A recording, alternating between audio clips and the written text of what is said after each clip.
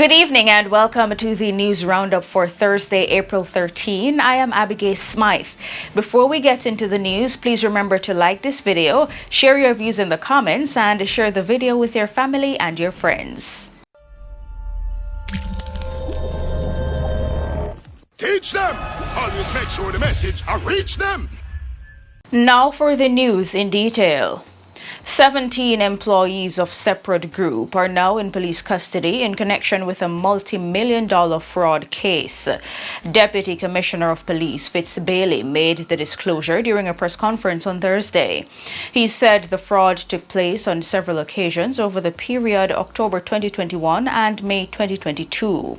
He noted that special operations were conducted across several parishes that led to the arrests of the individuals. Between April 12 and today, that is April 13, 2023, members of CETA conducted special operations across Clarendon, St. Catherine, and the corporate area, where 17 suspects involved in the fraud were arrested and placed in custody.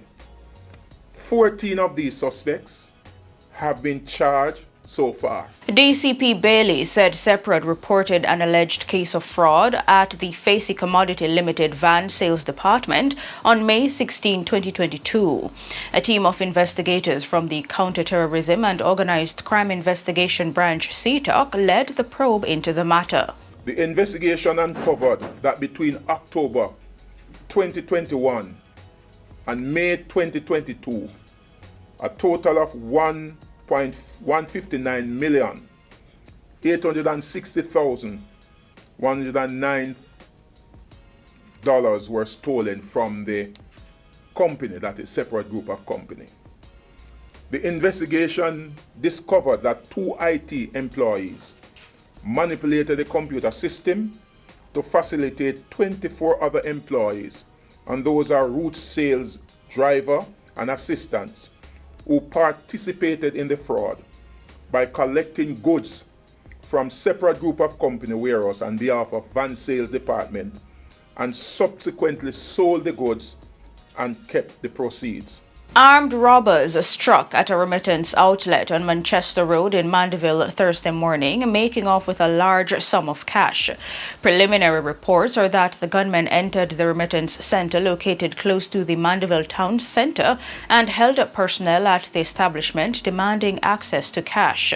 A source says the gunmen took millions of dollars before making their escape. The Mandeville police are investigating the incident. A watchman at the Reyes Quarry in Buckfield, St. Anne, was found dead by his co-worker at the property Thursday morning. He has been identified as 42-year-old Noel Williamson, otherwise called Gaza Man, from Fern Grove in the parish. Police believe Williamson was killed between 5 p.m. on Wednesday and 4 a.m. on Thursday. Reports are that around 5 o'clock Wednesday afternoon, Williamson was last seen sweeping an area of the property, which is a block factory. On Thursday morning, another employee reported for work and saw blood at the entrance of the staff restroom. He made checks and discovered Williamson's body in the bathroom. The police were summoned, and on their arrival, Williamson was found lying on his back in the shower, naked, clutching the shower curtain. He had gray underpants resting on his left leg. The body had several chop wounds to the head, face, upper body, and neck. Police say the culprits entered the living quarters of the now deceased man, ransacked it, and then escaped. A 44-year-old security guard has been charged with murder following the beating death of a 64-year-old man in Mapin, Clarendon on Tuesday. Charged is Keith Hume, otherwise called Everall, from Effortville in the parish. The deceased is Paul Clark from Luddy Green in Frankfield, Clarendon. It was reported that around 8:20 p.m., Clark was at a stall along Muir Park Avenue when he was approached by Hume and both had an argument. It is alleged that Clark took a piece of board with nails and used it to hit Hume on the left side of his back.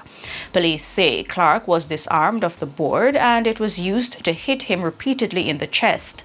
Clark reportedly ran and stated he would be reporting the matter to the police. It is alleged that he was chased, held, and was being pulled along the roadway when he fell to the ground and became unresponsive. Hume immediately ran to the police station and made a report. Police visited the scene and found Clark's lifeless body lying on its back along the roadway.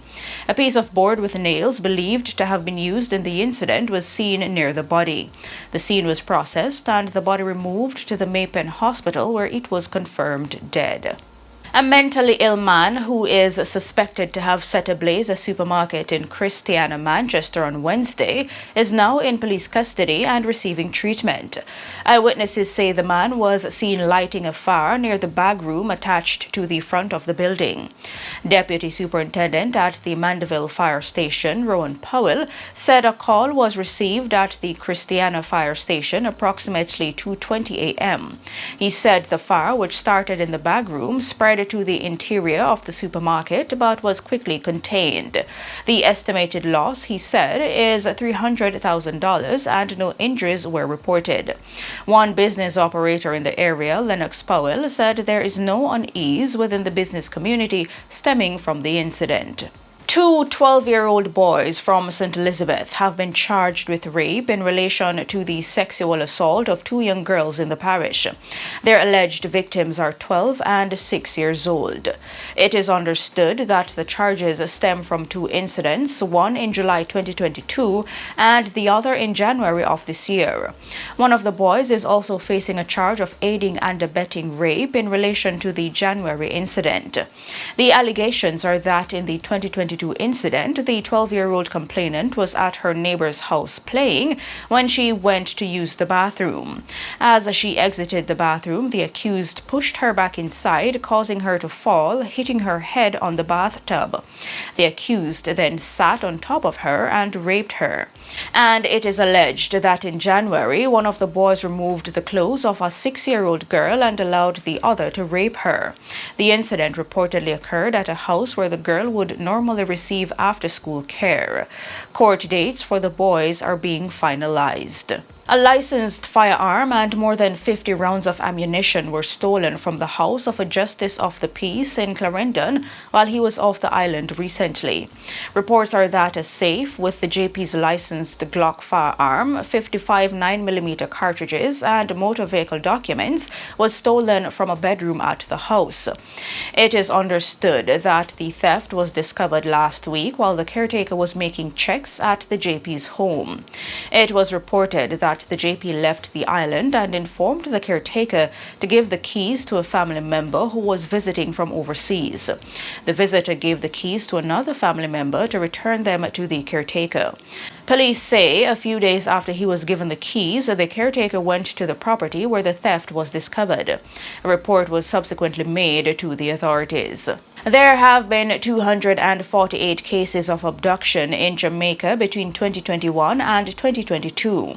That's according to a study on the comprehensive analysis of abductions in Jamaica between the 2 years. The study defines abduction as taking someone against their will by persuasion, fraud, or force without seeking ransom. It says at least one person is abducted every 5 days. The study reveals that St. Catherine accounts for most of the abductions, recording just over 25% of all cases.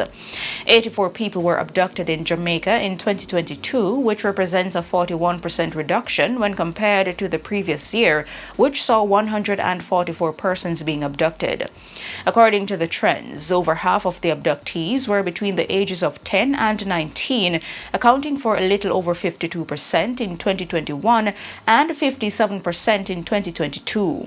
May, which is is celebrated as Child's Month, holds the record for the highest cases of abductions across the 2 years. Wednesdays and Fridays are the most frequent days for these incidents. In relation to the police divisions, an alarming 40% of the abductees aged 0 to 9 were from the St. Thomas Police Division, while the Clarendon and Westmoreland divisions tied with a total of 20% each in the same age group. On average, 93% of the abductees are women. The findings attribute this to the advantages that physically well-developed males have over females. The findings highlight the need for targeted interventions to address the high risk of abductions among young females in specific geographic areas. It also indicates the importance of continued monitoring and prevention efforts to sustain the decline in abduction rates. More than 50% of Jamaicans who traveled to Belize in the past year have used illicit borders to depart the country. That's according to operations manager at the National Channel in Belize, Dale McDougall. The disclosure comes as the Jamaican government is alerting Jamaicans that the U.S. and Panama have announced a 60-day campaign aimed at halting illegal migration through the treacherous Darien Gap. The Darien Gap is a geographic region that connects the continents of North and South America. It has seen an explosion in the number of migrants using the route to get to the United States.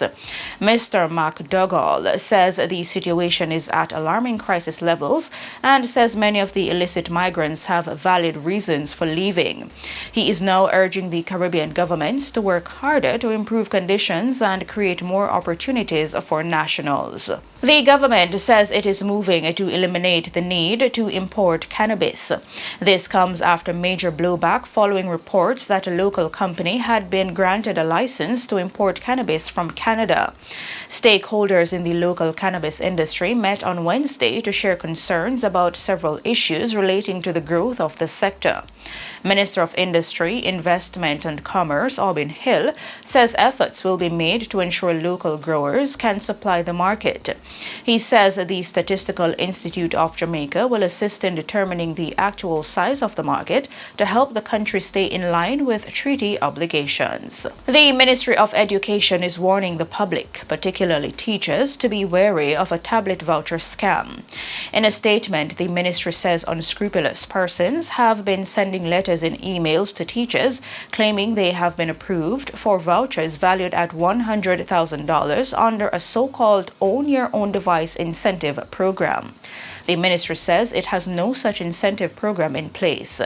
Teachers are being advised to refrain from sending any information to the fake email address listed in the letters. In business news, on the foreign exchange market, the Canadian dollar's buying rate is $110.14, while the selling rate is $112.88.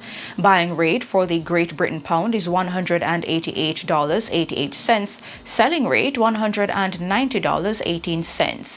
Buying rate for the US dollar is $150.88, while the selling rate is $153.32. And in the region, inflation in Trinidad and Tobago was 7.51% at the end of February this year, declining from 8.32% in February 2022. The fall in the inflation rate for February was influenced largely by a decline in the rate of increase in the price of food and non-alcoholic beverages. And on the international scene, the city of Minneapolis in Minnesota agreed on Thursday to pay nearly $9 million to settle lawsuits filed by two people who said former police officer Derek Chauvin pressed his knee into their necks years before he used the same move to kill George Floyd. John Pope Jr. will receive $7.5 million and Zoya Code will receive $1.375 million. The settlements were announced during a meeting of the Minneapolis City Council. Both lawsuits stemmed from arrests in 2017, 3 years before Chauvin killed Floyd during an arrest captured on video that sparked protests worldwide, prompted a national reckoning on racial injustice, and compelled a Minneapolis Police Department overhaul. The lawsuits stated that if the city had acted sooner to discipline Chauvin, history could have been stopped from repeating itself with George Floyd. And in sports news, Jamaican victories, including Usain Bolt's 2009 Berlin feats, are among the performances nominated for Greatest World Championships Moments by World Athletics as the world governing body celebrates 40 years of the championships. Bolt's world record runs of 9.58 seconds in the 100 meters and 19.19 in the 200 meters, as well as a then world record of 37.31 in the sprint relay with the Jamaican team, makes the long list on the men's side. On the women's side, Shelley and Fraser Price double sprint victory as well as victory in the sprint relay with the Jamaican team at the 2013 Moscow World Championships makes the long list. Additionally, Jamaica's victory in the women's sprint relay at the 1991 Tokyo Championships, when the country earned its first ever gold medal in a women's event at the championships, also makes the long list. To celebrate 40 years of the World Athletics Championships, World Athletics is calling on all fans of the sport to help choose the 40 greatest moments in the history of the event. Fans are being asked to choose their 10 favorite moments from both the women's and men's long lists. World Athletics will reveal the top 40 moments as decided by the fans in the countdown to the World Championships in Budapest. Voting opened on Tuesday. And that's it for your news roundup for today. Please remember to like this video, share your views in the comments, and share the video with your family and your friends. I am Abigail Smythe. Have a good evening and see you next time. Teach them! Hey, yo, hello! Send the message and make it reach them. It's teach them. Right here, Warlord representing. Thank you for watching. Like the video before you go. Please subscribe if you haven't done so. And remember to share the video with your friends and family. And browse the channel for more quality content.